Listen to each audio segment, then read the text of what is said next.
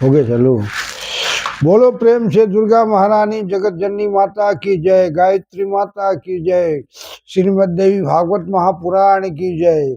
बस श्रद्धालुगण, भक्तगण, आपको कल माता गायत्री की उपासना के बाद विष्णु जी का सर लगने के बाद हयग्रीव की का रूप विष्णु भगवान धारण किए, और विष्णु उसके बाद उसके प्रसंग के नीचे समुद्र के ऊपर से सैया पर सोने वाले विष्णु जी सोए हुए थे जोग निद्रा में, और निद्रा में ही अपने कान को रगड़ दिए तो 2 बार रगड़ दिए।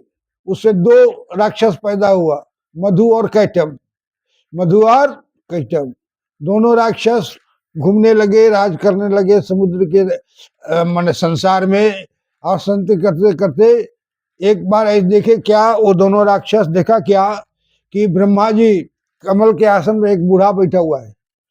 इसलिए उसके नजदीक जाकर दोनों भाई कहा कि ए बुड्ढे, यह स्थान छोड़ दो, ये हमारा है, नहीं तो तुम हमसे युद्ध करो।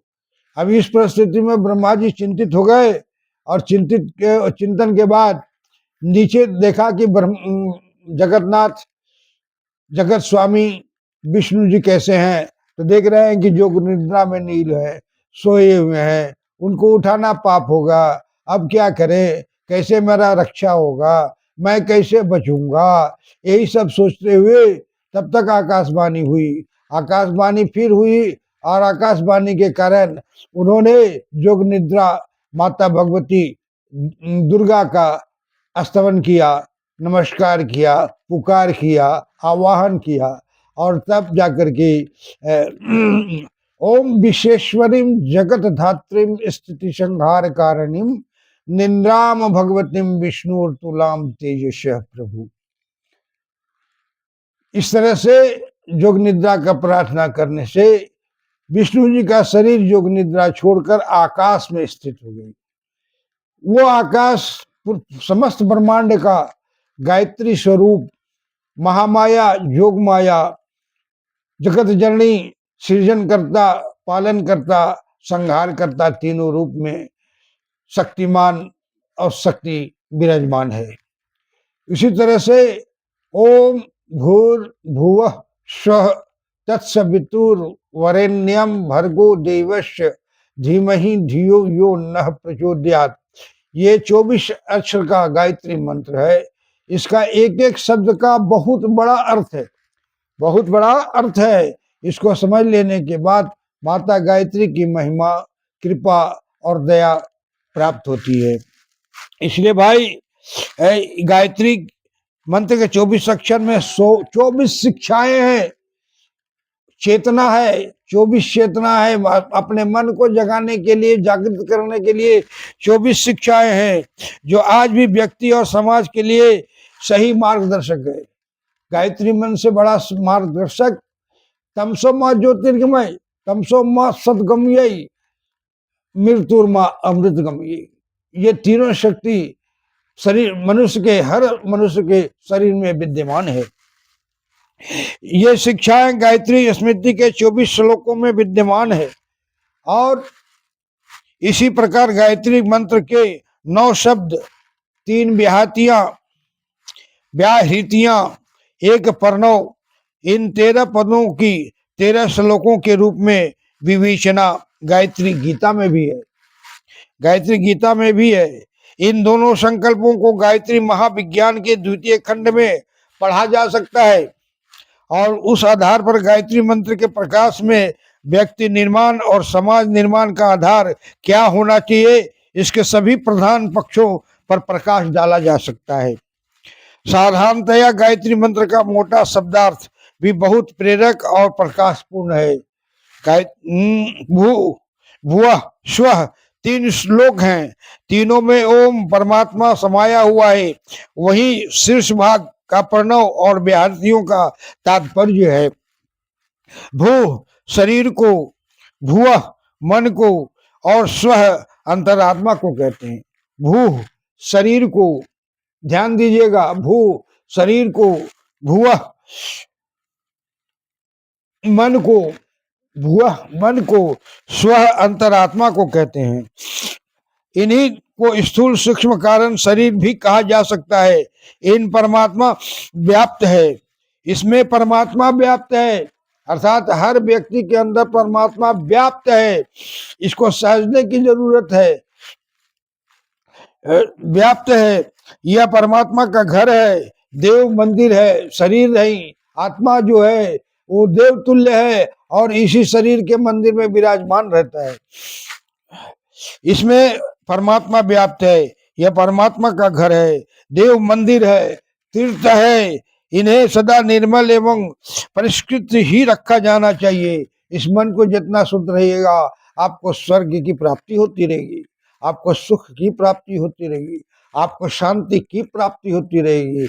इसलिए कृपया इसमें दुर्भावनाओं और दुष्वृत्तियों की मलिनता को स्थान नहीं मिलना चाहिए। अपने मन को मलिन नहीं करना चाहिए, अपने ध्यान को विचलित नहीं करना चाहिए। इस पर एकाग्र रहिए कि माँ जो है सो तुम ही है, माँ जो है सो तुम ही है। व्यक्ति, परिवार और समाज भी भू स्व है। इन्हें परमात्मा का मूर्तिमान स्वरूप उत्तरदायित्व समझा जाए और उन्हें श्रेष्ठतम स्थिति में रखने के लिए निरंतर तत्पर रहा जाए। यह प्रेरणा गायत्री के शीर्ष भाग्य की भूर्भुव स्व की है। ततः तत् तत् अर्थात वह, तत् मतलब वह, यह अर्थात प्रत्यक्ष प्रिय है, वह अर्थात परोक्ष श्रेय है। हमें वासना और तृष्णा परक लोक मोह में ग्रस्त होकर लोभ और मोह की वासना अहंता की पूर्ति में लगे रहकर प्रत्यक्ष भौतिकता तक अपने को सीमित नहीं कर लेना चाहिए। यह को ही सब कुछ नहीं समझ लेना चाहिए, वरन वह पर भी ध्यान देना चाहिए। यह जो सामने है और वह जो सब अदृश्य में दिखता है,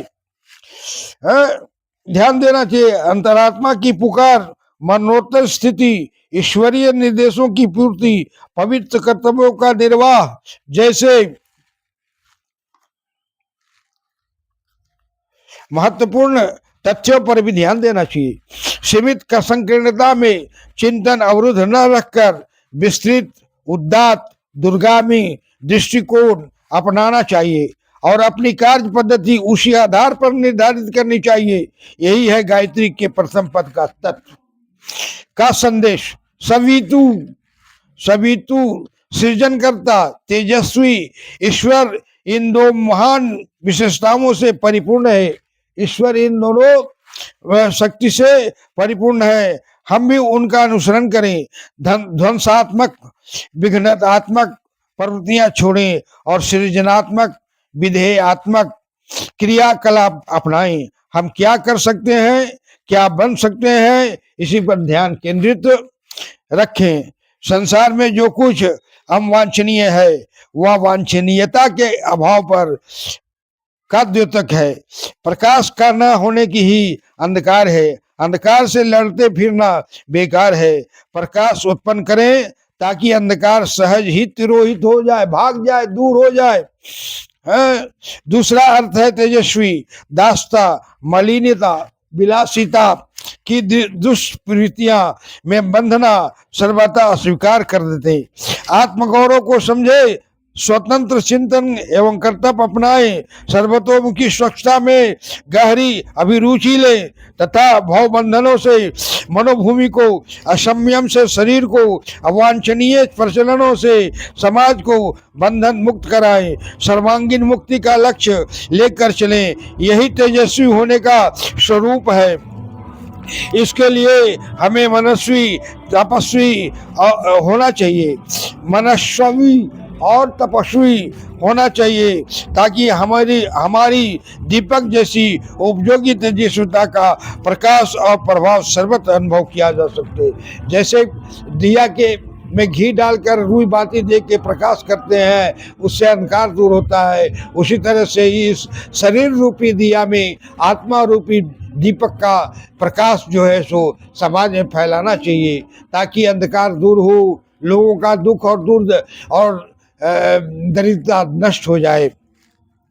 नष्ट हो जाए, ताकि हमारे दीपक जैसी उपयोगी चेष्टा का प्रकाश और प्रभाव सर्वत्र अनुभव किया जा सके। उसके आधार पर स्वर्गीय वातावरण का सृजन हो सके। यह है सविता शब्द के सृजनकर्ता और तेजस्वी होने का सही स्वरूप, सही रूप।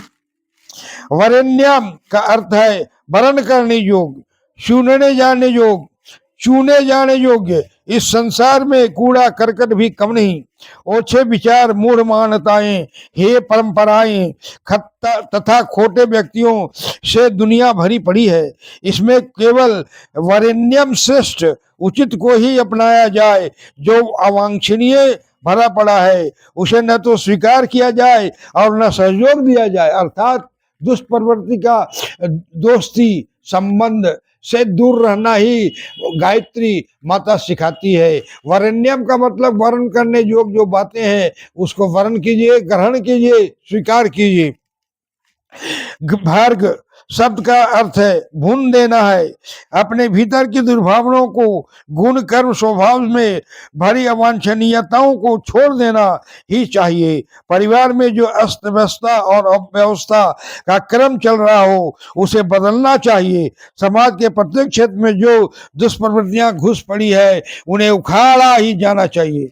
अनीति के विरुद्ध संघर्ष के लिए गीता में भगवान कृष्ण ने अर्जुन को उपदेश दिए हैं कि उन्हीं को गायत्री का गर्भ भर्ग शब्द कहते हैं। भर्ग शब्द कहते हैं धर्म की स्थापना और अधर्म का उन्मूलन करना भगवान के अवतार का प्रधान उद्देश्य रहा है। भाड़ में जिस तरह चने भुने जाते हैं उसी तरह हमारी तेजस्विता अवांछनीयता को भूनने में तत्पर रहे। यह भर्ग शब्द की प्रेरणा है। भर्ग भर्ग शब्द की प्रेरणा है, अर्थात जो दुष्प्रवृत्ति है उसको मत करके, दूर भगा करके सही मार्गदर्शन का प्रेरणा मिलना चाहिए। देवस्य शब्द केवल देवत्व की ओर संकेत करता है। लोग लेने भर का मजा लूटते हैं, देने का आनंद उससे कितना अधिक मधुर है इसका आस्वादन कोई कर सके तो उसका अंतःकरण निरंतर आनंद एवं उल्लास से ओतप्रोत बना रहता है। जिसका स्वभाव देना हो वह देव, जिसका स्वभाव देना हो वो देव, जिसे तृष्णा खाए जा रही हो वह दानव। हमें दानव नहीं देव बनना चाहिए। अनुकरणीय देव जीवन जीना चाहिए। मस्तिष्क में दिव्य दर्शन करते रहना चाहिए। समाज को देवताओं से भरा हुआ स्वर्गीय परिस्थितियों से ओतप्रोत बनाने के लिए प्रयत्न करना चाहिए। देव आराधना का तात्पर्य देव प्रवृत्तियों का अभिवर्धन नहीं है। गायत्री मंत्र का देव शब्द इसी दिशा में निर्देश करता है। अर्थात आप अगर किसी की भला करते हैं तो आप देव हैं, आप किसी को मारते हैं तो दानव हैं। कहने का मतलब है कि कहने का मतलब यह है कि देवस्य का मतलब यही हुआ। गायत्री का ये शब्द हमें प्रेरणा देती है कि हमें दूसरे की मदद सहायता करनी चाहिए। धीमहि का अर्थ है धारण करना। धीमहि का मंत्र है धारण करना। जो श्रेष्ठ है, धर्म का कर्तव्य है, उसे केवल कहने, सुनने, पढ़ने, लिखने के वाक विलास तक ही सीमित न रखें, वरन उसकी जड़ें अपने मस्तिष्क से आगे बढ़ाकर भाव क्षेत्र में आकांक्षाओं में उतारें, उन्हें कार्यान्वित करने का प्रयत्न करें। कथा, प्रवचन, स्वाध्याय, सत्संग, मनन, चिंतन के सहारे बहुधा उच्च आदर्शों की सुधार पद्धति से अपना संपर्क बनाया जाता है। पर यदि वही तक इस क्षेत्र में सीमित होकर रह जाए, जड़ न जमाए, निष्ठा के रूप में परिजात न हो, कार्य पद्धति में स्थान न पाए, तो उसे न उगने वाले बीज की संज्ञा दी जाती है। अर्थात आपका मन कुंठित है, आपका मन असमंजस में है, क्या करें या ना करें कि फेर में है, तो आप का बीज जो है अंकुर नहीं लेगा। इसलिए अपने स्वभाव को बनाएं, आकांक्षाओं को उपजाएं और इसके लिए क्या धीमहि शब्द का अर्थ है कि जो अच्छी चीजें उसको धारण करें, अच्छी चीजें, अच्छी बातें ग्रहण करें। गायत्री का धीमहि शब्द कहता है औचित्य को स्वीकार कर ही पर्याप्त नहीं, अनुकूल आचरण भी करना चाहिए। उसके अनुसार धारण करने के बाद दूसरे को भी सिखाना चाहिए कि तुम भी यही आचरण करो। धियो का अर्थ है बुद्धि, विवेक, आस्था। धियो का अर्थ है बुद्धि, विवेक, आस्था। इसी बीज का विकसित स्वरूप है व्यक्तित्व। जो आपका व्यक्तित्व है तो किसी को कुछ बताने की जरूरत नहीं है। भीतर जैसी भी स्थिति मनुष्य की है, उसका बाह्य क्रियाकलाप वातावरण लगभग उसी स्तर का बनता चला जाता है। यह संकेत अंतःकरण की आंतरिक भाव निष्ठा की ओर है, जहां से बुद्धि, मन तथा शरीर की गतिविधियां को प्रेरणा मिलती है। हमारी आस्था निष्ठा जब पशु प्रवृत्तियों से भरी होती है तो मस्तिष्क में आदर्शों के प्रवचन और शरीर में धार्मिकता के आडंबर बढ़ते रहने पर भी बात कुछ बनती नहीं है, दंभ पर विकसित होता रहता है। गायत्री का धियो शब्द आस्था, निष्ठा, आकांक्षा के मर्म स्थल को स्पर्श करने और परिवर्तन की चाबी वहीं से घुमाने की ओर संकेत करता है। धियो का अर्थ है यहाँ रितम भरा प्रज्ञा से है। साधारण समझदारी और बुद्धिमानी को भी सन्मार्गगामी बनाने की उसमें शिक्षा समाविष्ट है। अर्थात धियो शब्द से जो प्रार्थना मिलता है उसमें आदमी को वो प्रेरणा मिलती है कि उसको पकड़ ले, धर ले, समझे। यो न अर्थात हमारा, हम सबका एक काकीपन निकम्मी चीज है। अपने लिए ही धन, भोग, यश, वैभव, पद, सत्ता एकत्रित करने में सभी लोग लगे रहते हैं। तथा कथित भक्त एवं धर्मात्मा भी इस गलित कुष्ठ के रोगी देखे जाते हैं। उन्हें भी अपने लिए ही स्वर्ग, मुक्ति, सिद्धि, प्रतिष्ठा चाहिए। इस शुद्धता के कारण उनकी पूजा उपासना भी व्यापारी व्यवसायियों की तरह, दुकानदारों की तरह चलता है। भांति अपनेपन की संकीर्णता से उलझी रहती है। उनका भी व्यवसाय मकड़ी के जाल के समान हो जाता है। ना उससे उसका लाभ होता है और ना समाज का। स्वार्थी वस्तुतः औक्षेपन का नाम है, जो अपनी उपलब्धियों से न स्वतः लाभान्वित हो सकता है और न दूसरे को होने देता है। कोई एकाकी व्यक्ति उन्नति के भी तो ऐसे दूषित वातावरण में उसका लाभ नहीं ले सकता है। दुष्ट और ईर्ष्यालु उसे अकारण ही सताते रहते हैं, रहेंगे भी। चैन से बैठने नहीं देंगे। गायत्री मंत्र का यो न शब्द यही प्रेरणा देता है कि जो भी सोचना हो मैं की तुच्छ परिधि में नहीं, वरन हम को ध्यान में रखकर सोचना चाहिए। अर्थात मैं अकेले के लिए नहीं सोचूं, हम मतलब समझ रहे हैं, विशिष्ट रूप, विराट रूप। हमको ध्यान में रखकर सोचना तथा करना चाहिए। अपने को समाज का एक घटक मानना चाहिए और सामाजिक प्रकृति में ही अपनी प्रकृति की झांकी देखनी चाहिए। प्रचोदयात् गायत्री मंत्र का है प्रचोद। ओम भूर्भुवस्वः तत्सवितुर्वरेण्यं भर्गो देवस्य धीमहि धियो यो नः प्रचोदयात्। अर्थात प्रेरणा दें। परमात्मा से प्रार्थना है कि आपने हमें भौतिक सुविधाएं उपार्जित करने में समर्थ बुद्धियुक्त शरीर रूपी यंत्र दे दिया। अब भौतिक क्षेत्र में हमारा मांगना और आपका देना व्यर्थ है। पात्रता के अभाव में यदि वस्तुतः प्रस्तुत उपलब्धियों से भी लाभ उठा सकना अपने लिए संभव है, असंभव न हो तो आगे बढ़ा हुआ वैभव अधिक तृष्णा और अधिक दुष्टता की उत्पन्न करेगा। सद्वियोग न आने पर ही मनुष्य अपने को अभावग्रस्त समझता है और उसका निराकरण वस्तुओं से नहीं है, आंतरिक समाधान में ही संभव होता है। अस्तु परमात्मा से एक ही प्रार्थना गायत्री मंत्र में की गई है कि वे हमें सन्मार्ग पर चलने की आकांक्षा जगा दें, उधर चलने का साहस प्रदान करें और घसीटते हुए उस संकल्याण मार्ग पर नियोजित कर दें। यही प्रार्थना है कि घूनने में समय नष्ट करते रहने की कुंठा को हटाएं, कुत्साओं से विरत हों और शरीर एवं मन को उस मार्ग पर धकेलें जिससे मानव जीवन का प्रयोजन पूरा होता है।